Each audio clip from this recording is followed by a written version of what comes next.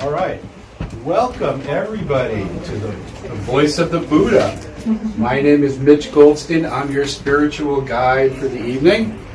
This series is the Esoteric and Mysticism series. We're going to be trying to do this monthly. So this is the first installment of what I hope will be many similar talks. And this one is called Zen Buddhism and the Modern World. So in order for us to kind of get from Zen and Buddhism to the modern world, we're going to have to go through a few preliminary mental exercises. So bear with me while we do that. And it's very difficult to understand Buddhism unless we start looking into the very, very ancient history of India, because that's where these ideas originated. Okay? It's one of several different worldviews or models of creation. And so let's talk about what these are, because you should be pretty familiar with them. The first model of creation, we call that the ceramic model, the constructed model. And that's a model where a deity, for some reason, creates everything in the world and is the boss of everything in the world. So everything, and there's actually biblical verses, everything that was created by God. And that is a perfectly legitimate worldview, and it's not for me, I'm not judging it, we're just doing some comparative discussions here. But the idea is that the world is made. The world is manufactured. Everything in the world was made as it was. Okay, that's one worldview. And it was actually the dominant worldview of our culture until we discovered science. Somewhere around the middle of the 18th century, after a few years of preliminary science, alchemy, and then early chemistry, early physics, we suddenly started to have the underpinnings and the revolutionary ideas. And somewhere around that magic year 1750, all of the institutions of the world started to disintegrate. That was the genesis of the American nation, happened during there. French Revolution, the British Revolution, the X Revolution, Y Revolution, all of these revolutions came about, and we believe them because we decided that this ceramic model didn't fit the world as we observed it. We started to learn about science. We started to question the ceramic model. We had Darwin come along and say, hey, we were not created this way. That was jarring. That was very difficult for people to understand. We had scientists come and say, hey, you know, we are on a planet that's whizzing through the galaxy. We're in outer space. Very small planet in a very big galaxy in a very big universe. Up until then, not everybody believed that the Earth was flat. That's really not true. Most people knew the world was round. The Greeks knew the world was round. The Romans certainly knew the world was round. The Egyptians knew the world was round. So that was not a secret. But they didn't know that there was any places beside the world until we were able to invent the telescope, until Galileo looked out and said, you know, there's a lot more out there than we thought there was. And that was the beginning of that revolution in thought. Isaac Newton came along and discovered the laws of gravity, invented the calculus. And now all of a sudden we started having a more and more detailed understanding of how the world worked. And then slowly but surely we started to switch to a different model. We walked away from the ceramic model of creation to the mechanical model. All right, so that the world is basically a machine. And the Big Bang was the turning on of this machine. And that everything in the world is without spirit. It's just physics and chemistry and electrochemistry and Big Bangs and quantum mechanics, and that's it. There's no spirit behind it. And you started seeing a walk away from the ceramic model. So we have the ceramic created model. We have the mechanical, mechanistic model. The world is a machine and it was cranked up and it's just running. It has no intelligence. It has no spirit. But those are not the only two models. There's two more really interesting models that we're going to talk about tonight. The third one is the world as an organic model. In other words, that the world grew the way that it did. And this is the prevailing model in Chinese and Asian thought. And for example, if you were a kid and you wanted to know where you came from, Come on, have a seat. You might say, Mommy, how was I made? Okay? But a Chinese child would never ask that question. Chinese child would say, how did I grow? And that's the difference between those two very distinctive worldviews. So there's another worldview, that organic view, and that's the essence of Chinese thought. And when we think about Chinese thought, right away we turn to the Tao. Tao Te Ching. It was written by Lao Tse. We're really not sure. That time in history is a little kind of fuzzy, but he lived before Christ. It was believed that he was a contemporary of Confucius, Confucius, but that has been disputed. So Lao Tse literally means, Lao means boy and Tse means old. So Lao Tse means the old boy. Okay? And legend is that Lao Tse was born with a long white beard and white hair. So he was actually born as an old boy, and that he was wise from the very beginning.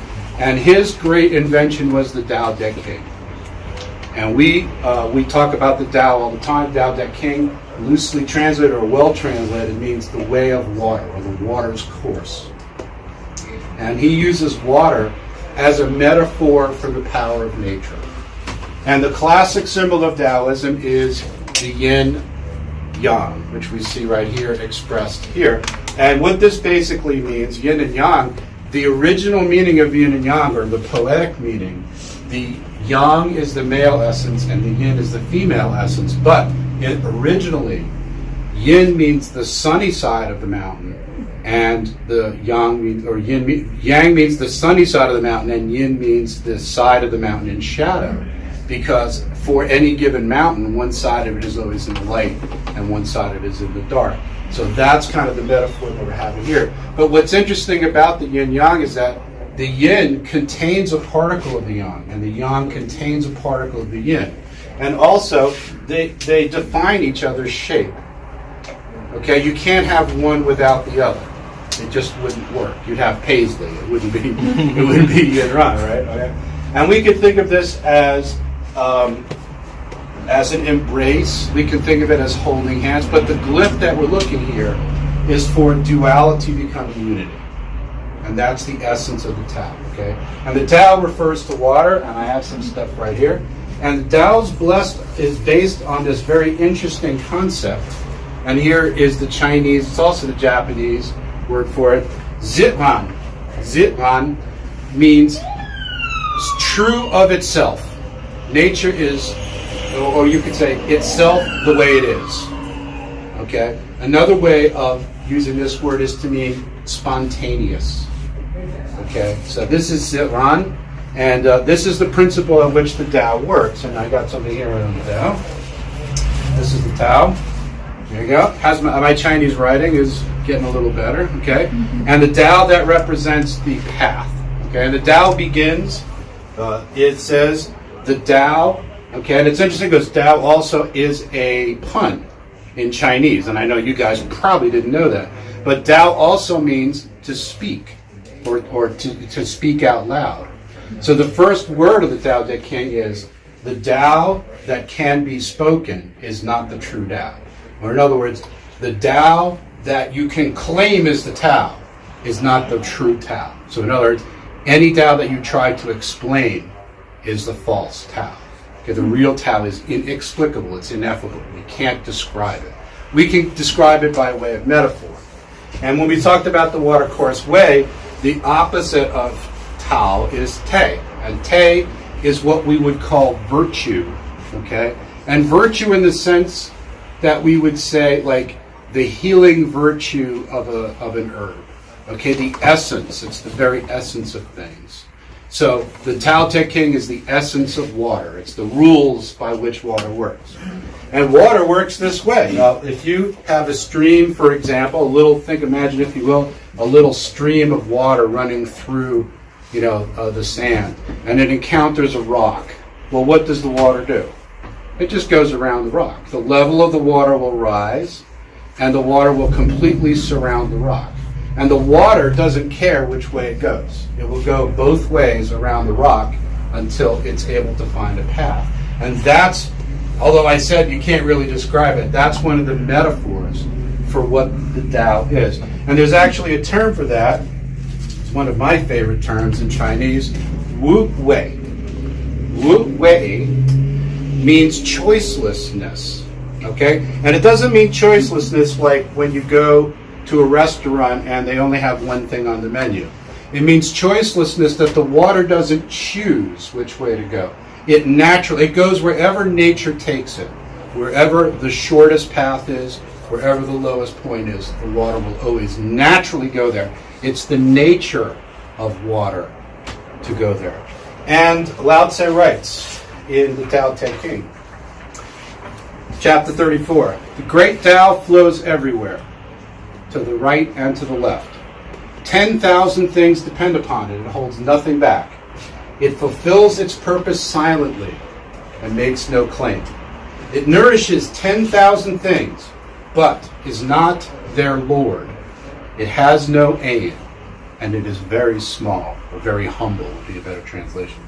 10,000 things return to it, yet it is not their Lord. It is very great. It does not show virtue, and therefore is virtuous. Okay, and what that basically means is that virtue, there's two types of virtue. There's true virtue and false virtue. And Lao Tse said the virtue which claims itself to be virtue is not true virtue, but that the virtue which acts virtuously is true virtue. And so this is the underpinning of where our story begins, back with Taoism. And it's an elemental force behind Chinese civilization. And interestingly enough, Tao was designed to be studied in the second half of one's life. That you would get to a point in your life where your children would be grown, your house would be paid off, I guess, you would be doing well for yourself. And then you would have time for the contemplative work of the Tao. And also another thing that we can talk about in terms of that, and it's also very important, is this idea of randomness, right? And the idea of randomness is embodied in what we call the I Ching. Okay, the I Ching means the book of change. Has anybody heard of I Ching before? Okay, I Ching is basically this idea that we can temporarily tap into the randomness of the universe and ask the universe a question.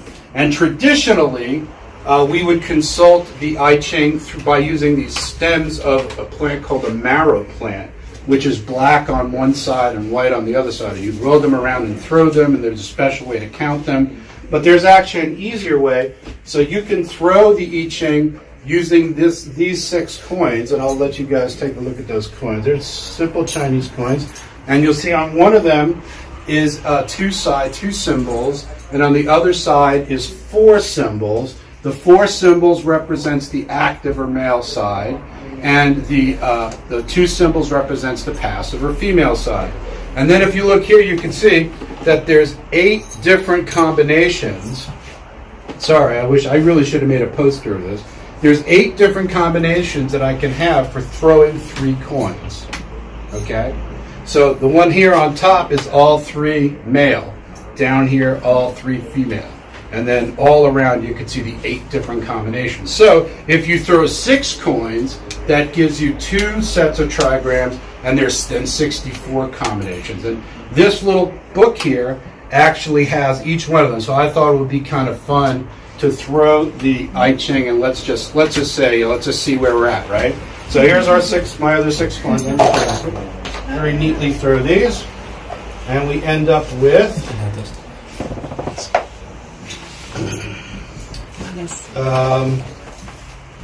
okay, well, that was easy. We end up with this. We end up with male, male, male, female, female, female. Hey, doesn't mean anything. So here we will now consult the oracle and see what the oracle says. It will take us a second to find this, but here. Found it. This is number 12. And number 12 is obstruction. The inhumanity of obstruction does not help the steadfast uprightness of cultured people. The great goes and the small comes. Overall judgment. The inhumanity of obstruction does not profit cultured people who are steadfast and upright. Heaven and earth not interacting symbolizes obstruction.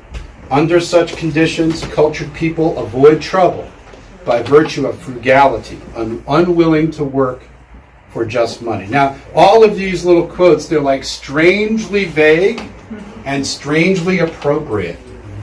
And actually, if you know anything about Asian culture, you will know that Mao Zedong, I don't know if you're aware, but a famous, Chinese leader of communist China, and many other Chinese businessmen and leaders, they routinely use this when they make military and business decisions. So if you're going to be dealing with Chinese people, it's always a good idea to be familiar with this. Yeah, I bet you didn't know that, did you? All right, All right, so we're going to kind of depart.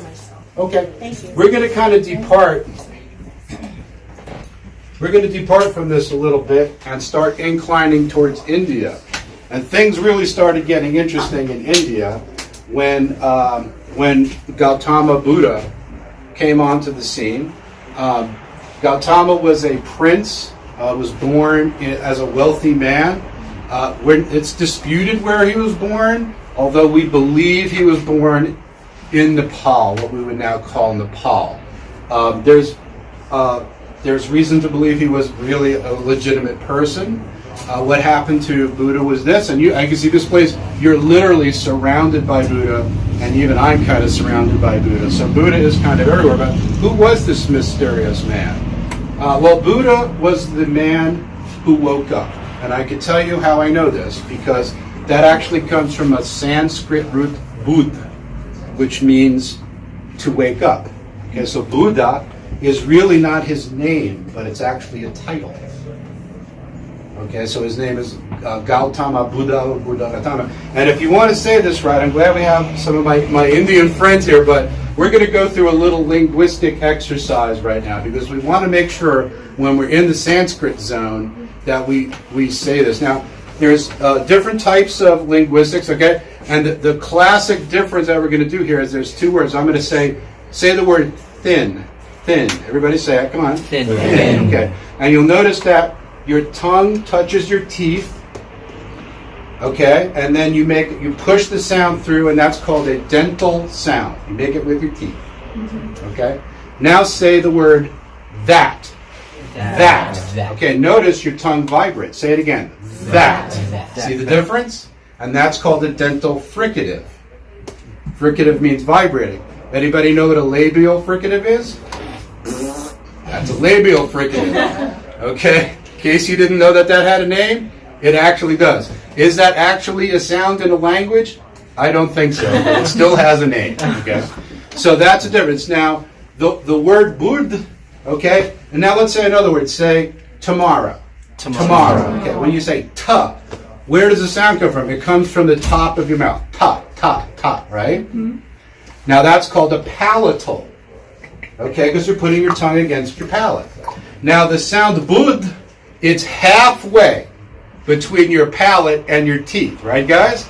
So you say bud. Now everybody practice. Put your tongue halfway between the roof of your mouth and right behind your teeth. Da, da, da, da. Okay? Okay, so that's how it's pronounced. So once again, that's what we say, bud. That's the word that we're in. And we'll see that sound come up quite a bit. That sound is in a lot of the holy words that we're going to speak of. So what happened to Buddha? Well, he was a prince. He realized his life was kind of a joke. He wasn't enjoying himself. He had everything that you could possibly want, but he still wasn't happy. So he gave everything up, and he went to practice the ascetic life. The ascetic life means giving everything up. He gave up everything. He sat in meditation day and night. He gave up all of his belongings. People thought he was crazy, right? People thought he was insane. But he wasn't getting any happier. So he wasn't happy when he was rich, and he wasn't happy when he was poor, and he couldn't figure out how to be happy. And then one day, he was meditating, and he broke his fast when a girl came over him and offered him, I'm not exactly sure what it was, but I guess it was some sort of milk soup or some sort of sweet milk. And he drank it, and he felt really good inside. So he went to go sit under a tree called a Bodhi tree. And at that time, he had the great breakthrough, and he achieved nirvana because he let go. Okay, we'll talk about how that worked. And this is how it worked. He came up with this important sequence of events. I remember to have it here. Yes, I do. And this is what Buddha basically said. And these are the four essential principles of Buddhism, and we're going to go through them. And then I said, remember, we're going to see that sound again. Here it is. So this word is dukkha, and it's usually translated as sorrow. So the first noble truth of the Buddha is that everything is sorrow. Isn't that cheery? Doesn't that put a smile on your face? Right? Okay. So why is Buddha happy about that? Everything is sorrow. What's the opposite of dukkha is actually sukha, which means sweet. It's where we get our word sugar from. Isn't that cool? Linguistics there. And Buddha said, well, why do we have sorrow? And actually, I think bitterness is probably a better, because to be opposite from sweet would be bitterness. Bitterness, sorrow, unhappiness. Where does unhappiness arise? And Buddha said it arises from trishna. Trishna. And this is a word close to the word where we get thirst. Okay, many of our words have Sanskrit roots. So trishna, but trishna doesn't really mean thirst. We want to think of trishna as clinging or grasping. So what Buddha was saying is that our unhappiness comes from grasping at the material world. We all know everything around us is falling apart. Everything around us is getting older. Nothing is permanent. And there's actually a great term for that. What is it? Is it avidya? Right? I'm trying. Once again, my Sanskrit isn't great. But the anatman, avidya, all these things are denying that things are impermanent. Okay? So we know things are falling apart. So the attempt to grasp at these things is like trying to collect water in a sieve. And he said that's what causes unhappiness. So you might say, well, gee, all I need to do to be happy is to stop desiring. Right? That's what you would think, right? All I have to do, if I want to be happy, is to stop desiring. But here's the problem. By desiring to stop desiring, you're desiring again. And you can't escape it. You cannot escape trishna. You are a victim of trishna. Now there is a way to escape. And the way to escape trishna is nirvana. And you've all heard of nirvana. And no, I'm not talking about the Kurt Cobain group, although that's what this is. And nirvana actually has a translation which roughly translated means to blow out, in the sense of, not in the sense of like blowing out a birthday candle, but blowing out in the sense of, whew, existence isn't real. Okay. And how do we know? And now that's very kind of interesting, because what Buddha realized and what Buddha was trying to express is that the world really isn't real. And that's the fourth model of the world. And we need to talk about that, because Zen Buddhism, which we're going to finish up talking about today, Zen Buddhism is the connection of the third model, the organic model, with the fourth model, which I'm going to tell you about now, which is the dramatic model. The dramatic model of the world, which is this, that the world is just a drama. That we are living a dream. That all of this is not real. That somewhere there is the great being, and what do we call it? The greatest of all beings. We call it Brahman. Everybody heard that term, Brahman? Brahman is all. Okay. There's another word called Atman. Atman is the personal self. Brahman is the inclusive self. Okay. And one of the principles of Hindu thought is anatman. And a means not, and atman means self, which means there is no real you. Okay? You are an illusion of your own consciousness. And this is what Buddha discovered and wrote down. And he supplanted that thought. So now we have the world as a drama.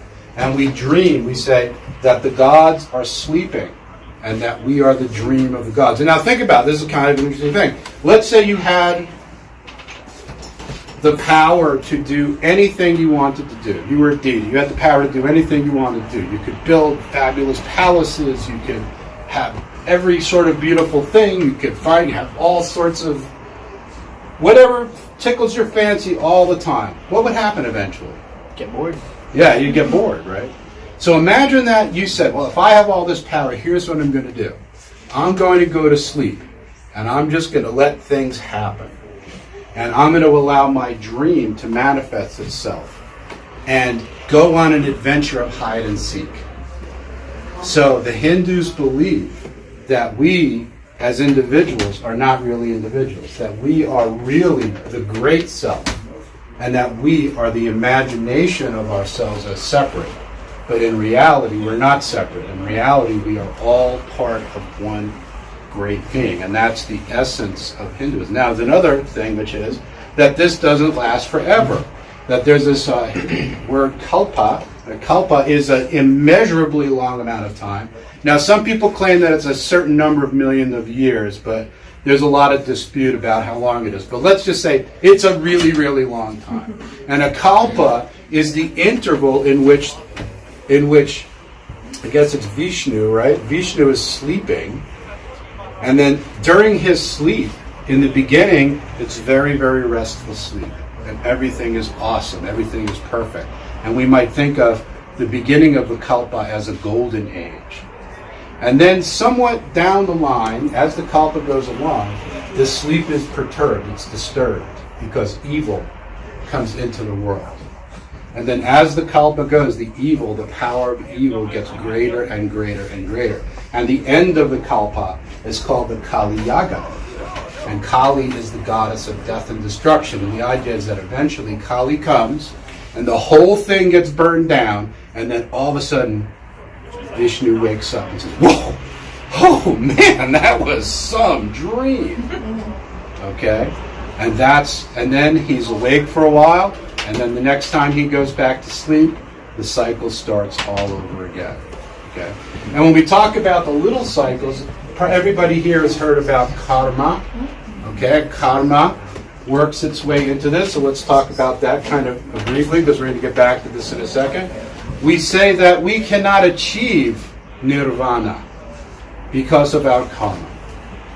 And karma is a very, very misunderstood word. The word karma comes from Sanskrit kri, which means create or do or make or work. So karma just means action. Okay? So one way of saying you are your karma does not mean that the universe is retributive, and that if you do something good will happen to you. And if you do something bad will happen to you. That's not what karma really means. Karma classically means you are what you do. You are right now a product of what you have done.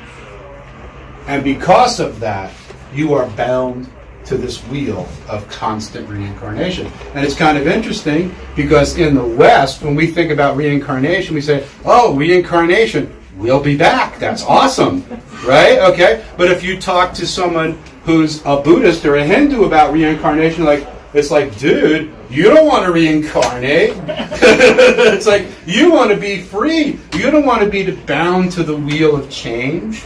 You want to be free of the wheel. And nirvana is you being free from that wheel. I'm free. My actions are meaningless. I'm free of action and free of the wheel. And I wish we had time to go into the wheel of samsara. It's a really fascinating subject. But when you reincarnate, you might reincarnate as a human. You might reincarnate as an animal. You might reincarnate as a deva. Okay, the devas are the gods or the minor gods. They're really more like angels, I would say.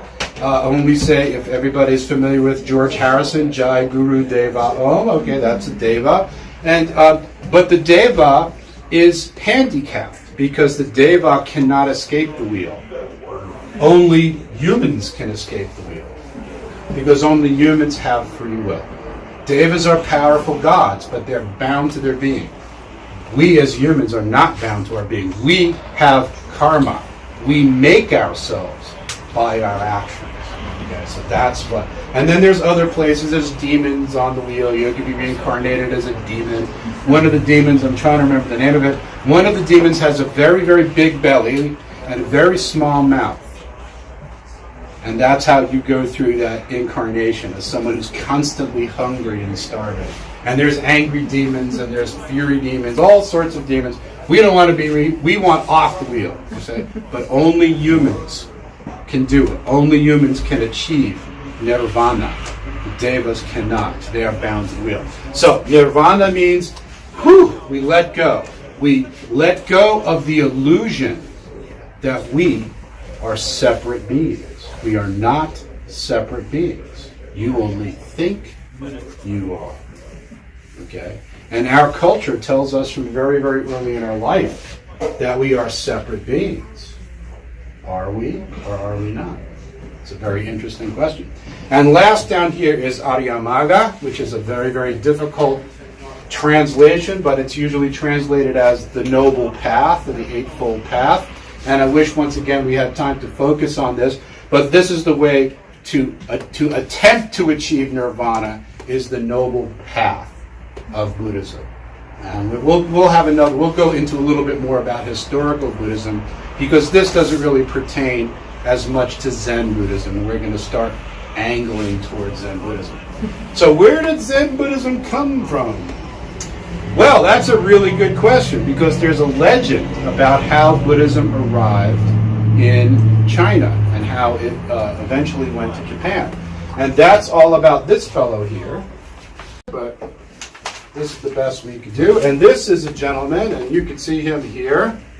He came from India to China. We don't really know when he came. We believe it was somewhere between 800 and 1000 AD, but we just don't know. And the reason is because back in the day, they didn't really keep dates very accurately. Very shortly after that, dates were kept very accurately.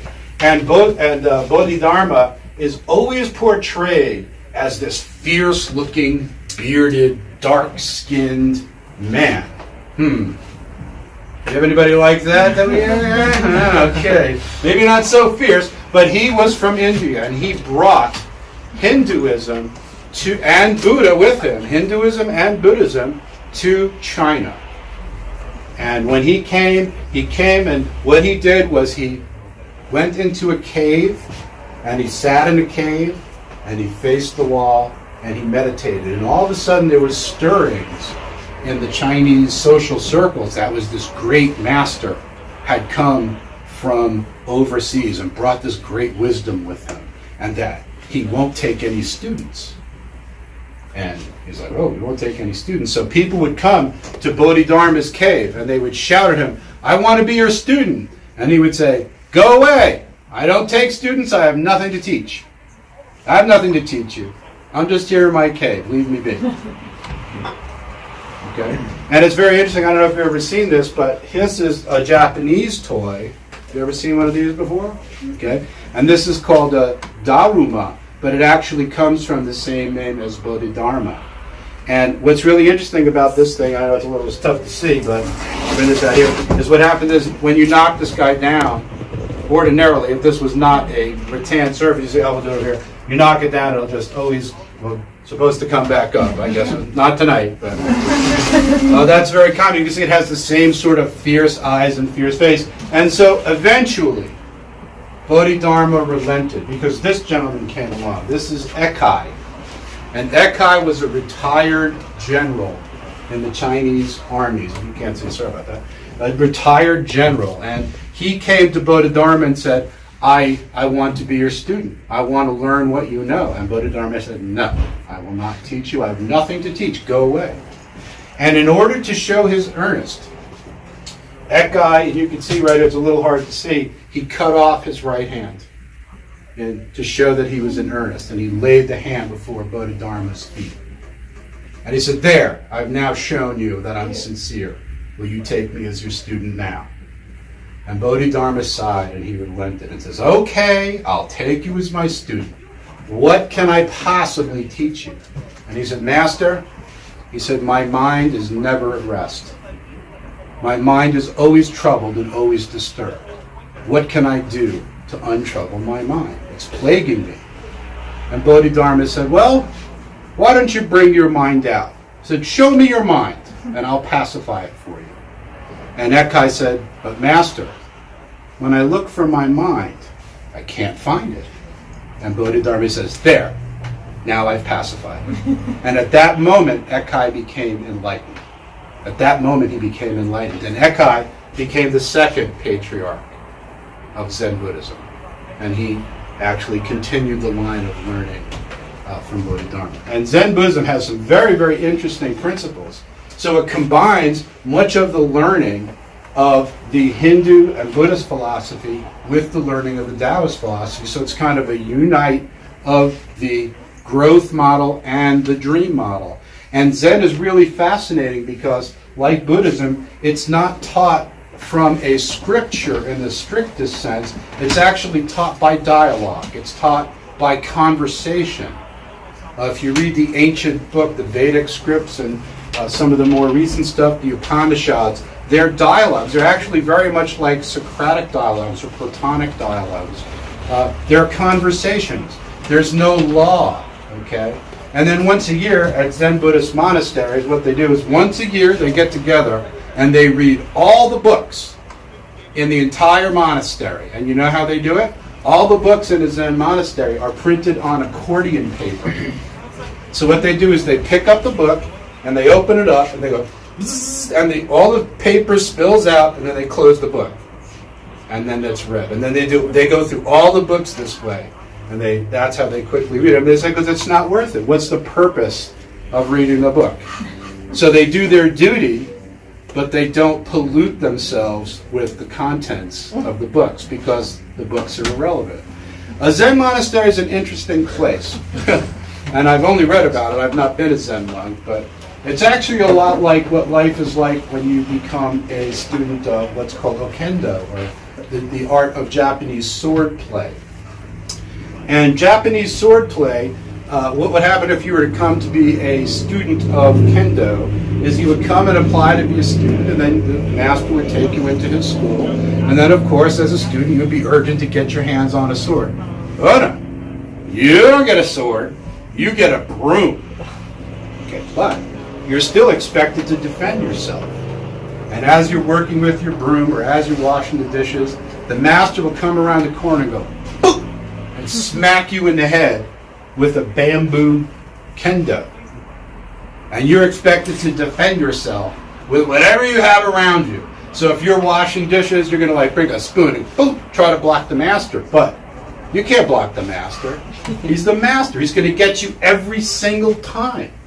And then what you end up is, after you've been there for a while, is you see the students they'll be creeping down the halls, waiting for the master. So boom, the master will pop them because they weren't looking that way. And the master's smart. The master knows how to outsmart them. And the student will say, Master's give me a sword. I can't defend myself. And they'll say, no, you haven't earned it yet. And this will go on for weeks and weeks and weeks and months. And eventually the student will get to a point where they'll just be walking down the hall and the master will hit them with the sword and they'll just keep walking. Because they know that they can't defend themselves against the master. Once the master sees this, then the student gets their first practice sword. Not until then. So in other words, until the student overcomes the fear of being attacked and is able to compose themselves and stand attacks. So he should trust that the master isn't going to hurt him. Right? It's a wood sword. I mean, it makes a loud noise, but it doesn't hurt you. So until you're ready to accept that pain, you're not ready to learn how to be that. Zen is a lot like that. Zen is a very, very difficult discipline. But Zen doesn't require anything. Zen doesn't require a belief in any deity. As a matter of fact, the very notion is repugnant. The idea that anybody is in charge is laughable. Because how can you be in charge of a world that is constantly falling apart and constantly decaying and constantly being reborn? There's no one in charge. That's great. I like what Terence McKenna says. Could you imagine if someone was actually in charge? What would that be like? Thank God there's no one in charge, right? Thank God we have that kind of little bit of chaos there. How do we map that in today's reality? Well, the Zen student lives in a world where none of the things that we think are important are important. They live in a world where literally nothing is important, where life is a joke, where things are not meant to be taken seriously. They do what they do for the sheer love of what they do, not to achieve or gain anything. But it's very, very difficult to join a Zen monastery. But if you join and you don't like it, you can leave anytime you want. No hard feelings. It's not like if you join a priesthood, you know, in the Christian world, if you join a priesthood and you take vows and stuff that you can't go, okay, you made that vow, you're not going anywhere. If you do, you're castigated, right? But no, if you want to leave the monastery, pack your things and go, you know, because it's not for everybody. It takes a very, very special sort of person to be there. And I don't want to leave you under any illusions that I'm going to teach you anything about Zen. Zen is a very, very confusing thing. And it's taught by way of what's called a koan. Has anybody ever heard that word before? Koan. A koan, basically, you could think of it as a puzzle that has no answer. So, for example, what's the sound of one hand clapping? Okay, that's a koan.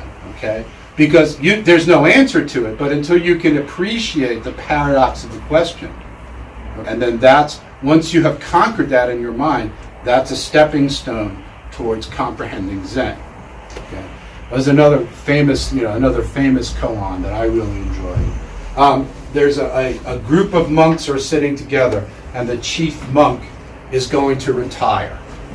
And he's looking for the next chief monk. And he wants to audition all of his monks to see which of the monks is the wisest to make them the next chief monk. And so he sits out, and all the monks are arrayed around him, and he puts a pitcher of water in front of them and says, you know I'm going to be retiring. I said, I want you to all do this. I said, whoever can tell me what this is without naming it will be my successor. And the fighting monk stood up, and he thought he was the heir apparent. He thought he was a great wisdom. And he said, well, you can't call it a shoe. And the master laughed at him and said, no. And the other students, they were frightened to answer. It's like they didn't want to aggravate the master. They didn't want the master to think that they were, frivolous. And finally, the cooking monk, the chef, stood up, who was usually regarded as the least wise, kind of the dirty jobs of cooking and cleaning. And he stood up and he walked over to the pitcher of water and he kicked it over with his foot, and he became the next head monk. So that's a koan. Now what's the lesson in there? What's the Zen in there? Well, the Zen is this idea, back to Tao, right? The Zen is this idea that everything is everything else. The inside of everything is the outside of everything, and the outside of everything is the inside of everything. That everything's opposite is built into it. You can't have the big without the small. You can't have evil without good. You can't have happiness without sadness.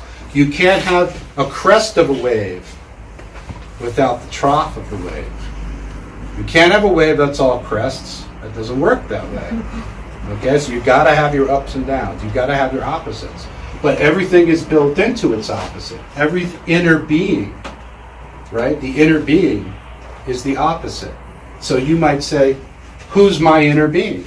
Who is your inner being? And the answer that a Zen Buddhist would say is, your inner being is the entire universe. How does it pertain to the modern world? Well, when you live in a Zen culture, that's a culture that's intended to replace existing culture with a neutral culture, one that doesn't depend on all the things that you've learned. Because we live inside a culture, and what is a culture? The culture is a set of default answers to very important questions. For example, part of our culture is, can I kill anyone I don't like? The default answer is no. You cannot kill anyone you don't like. Can I slap anybody I don't like? No, you can't slap anybody you don't like. And those are kind of obvious rules, but all of these rules are built into our culture. The way we treat each other, the way we dress, the way we act. I always thought it was interesting And don't get me wrong for being weird or anything, but I was in the airport yesterday and I was like, you always need to know where the bathrooms are. You get off the plane, right to the bathroom. And here I'm thinking, like, there's this whole infrastructure of our culture that's built so that we can, like, relieve ourselves indoors. That's a culture. We don't have to do that, but it's baked into our culture. And trust me, other cultures have a very different notion about that. If you've ever been to Italy and India, right? There's even a term for that. They say Indian bathroom, right? Okay, Indian bathroom. Right? That's a whole thing in and of itself. It's just a different culture. And everything about our culture is absolutely arbitrary. And that's what we have to remember. So a Zen Buddhist, the laughing monk here, this is actually the laughing Buddha, Hotai. And Hotai is known for going around. He's the wisest of all the living Buddhas. And he goes around from city to city and visits different cities, and he has a great big bag of junk and toys. And he gives these toys out to little children, because the little children appreciate his little toys. And the parents say, stop giving that junk out. But he hangs out with the kids, because they know that the mind of a child, the unspoiled mind of a child, is closer to the Zen ideal than us hard-boiled adults who have been living in culture our whole lives. So Hotai is the laughing Buddha. And that's the goal. The goal is that's another kind of nirvana. The nirvana exists here. I mean, the reason why we say, how do you find nirvana? How do you get there? And the answer is, you don't really have to get there. You're already there. Okay? It's just a matter of recognizing that you're there. There is no other place. This is it, right now and right here. There's no past. There's no future. There's only right now. Nirvana is not a place. It's an attitude. Okay? And you can achieve it. Maybe only for a few seconds at a time, but you can achieve it. And we're going to talk about one last thing, because I think that this kind of really speaks to the materialism of the modern world. And that's the other side of the card. And here's some more learning from our Japanese friends. And they have what are called the four states of enlightenment, which are on the other side of the four noble truths of Buddhism. Here we have something about Zen Buddhism. And we have this Japanese word, ji, okay? And ji basically means thing. It could be thing, concept. Anything that's a noun, a verb, or an adjective is ji. Anything that we can point to and say that is an object is ji. The world of particulars, anything in particular is ji.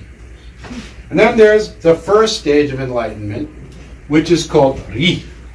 And ri, loosely translate, means organic pattern. And the word ri derives from a word used to describe the patterns and markings in jade, or the patterns and markings in wood grain, or sea spray, sea foam. We immediately look at those patterns, clouds. They're automatically beautiful. Okay? Nature doesn't make a mistake. Have you ever looked up in the sky and said, wow, that cloud doesn't look right. That cloud wasn't made right. Okay? That's not how it works, because clouds have ri. They have organic pattern. It's absolutely, not only is it easy to recognize, but it's difficult to replicate. And I have an old friend who lives in Brooklyn. His job is what's called trompe l'oeil, which means fooling the eye. And he actually draws fake stone and fake wood inside people's very expensive houses in Brooklyn that I could have bought for $75,000 35 years ago. And paints this trompe l'oeil work, and you would swear when you looked at it that it was wood grain. And there's an element of randomness to it, but there's also an element of pattern to it. Have you ever seen a Mandelbrot set or any of the other fractal pictures? Yeah, it's chaos, but there's a pattern to the chaos. So that's ri, organic pattern. So the first level of true enlightenment is, in Japanese, we call it ri, ji, mu, ge. And that means between organic pattern and particulars, okay, between organic pattern and material things, mu, there is no gi, difference. Between material and spiritual, there is no difference. That's the first level of enlightenment. But there's actually a further one. It's kind of interesting. Because the highest level of enlightenment is Ji. Between particular and particular, there is no difference. And notice Ri has come completely out of the picture. And that's because it's organic, because it's an organic pattern, it just falls away. Just like the background and foreground fall away. And I have one more picture to show you to wrap things up. And it's the idea of Zen art. And Zen art is intended to show these principles. So let's get our Zen art up here. And perhaps you've seen something like this before. But this is a classic piece of Zen art. Now, let's say, what's a famous piece of art? Let's say Van Gogh's Sunflowers, right? Mm-hmm. Okay. That is a Western piece of art. You know why it's a Western piece of art? Because it's called Sunflowers, and you got, right in the middle of the picture, sunflowers. Mona Lisa. Right in the middle of the picture, Mona Lisa. Yeah, there's a background, but the background's not the important part, okay? In Zen painting, that's not the case. The background and the foreground are treated with equal care. So here is a very typical Zen painting. It's a brush painting. And you can see this is a painting of a landscape and mountains. And what's interesting about that painting is that it's mostly space. It's mostly empty space. And the artist actually uses the minimal amount of ink required to make this incredible transcendent beauty. So a Zen work of art called, The Farmer will have the entire farm, and the farmer will be this very, very small part of the picture. Because in order to convey the hugeness of it, of a landscape like this, and you transcend the beauty of these, and you can only imagine these gigantic mountains in the background expressed with just a few brush strokes of paint. And that is the mood of Zen. That's what it's trying to say, that the foreground and the background are of equal importance, that you can't have a foreground without a background, that you can't have a background without a foreground. And that's what actually gets us right back to the Tao. This is the same thing. It's the same principle. Okay? And that's really the Eastern principle. So we in the West, we have this principle of good versus evil. The Eastern, it's not like that. It's good and evil, not good versus evil. Because every darkness has light within it. Every light has darkness within it. And I will leave you with one more koan, and then we will take some questions if you guys have any questions. Okay?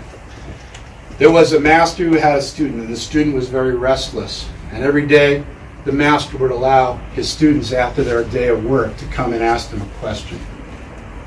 And this particularly ornery student came and said, "Master, give me the secret of Buddha nature." And the master would lift his finger in silence. And the student would storm away angrily.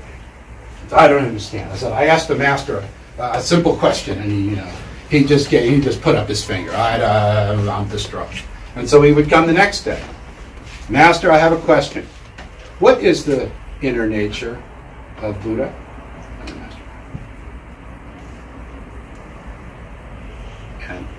would say nothing. And the student would get ready. And this went on for months and months and months. And finally, the student had had enough. And he marched in till when the master would meet him. And he said, "Master, I am leaving because you are a false teacher." I said, "You said you would come here and you would teach me Zen Buddhism, and whenever I ask you the questions that I want to know the answer to, you won't even answer them." And he said, "My student, he said, you already have all the answers you need. Why are you asking me? If you want to know what Buddha nature is, examine it for yourself." I said, "I'm not here to teach you. I can't tell you what it is. There's no words that I can use to describe it." And he says, "Well, I'm very, very upset and I'm leaving." He says, "I'll tell you what. Why don't you be the master and I'll be the student? And we'll try it that way. And then we'll see if maybe I can help you understand what the Buddha nature really is." And he goes, "Okay, let's try that." So the master gets up and he allows the student to sit in the master's special seat. And the master goes out and he takes off his robe and he puts on the robe of a student. And he comes in and he stands before and he says, Master, he goes, tell me the secret of Buddha nature. And the student's going to be a wise guy, so what does he do? He goes like this. And the master takes out a sharp sword and whacks his finger right off. And he's holding his bleeding stump. And then the student became enlightened, finally understood what Zen Buddhism was. Well, that's a koan. That's what it's all about. So what did the student learn? That you cannot describe the nature. You have to experience Buddha nature. So my recommendation to you is go out there, experience your own Buddha nature. Take a look around you, see what you think about it. See what it all really means in the big scheme of things. When you see things, think about what's the opposite of what I'm looking at. When you think of something, say, what's the opposite thought than what I have? Balance your life. See both sides of things. See all sides of things. And then you will be on your own path to nirvana. Thank you very much. Thank you.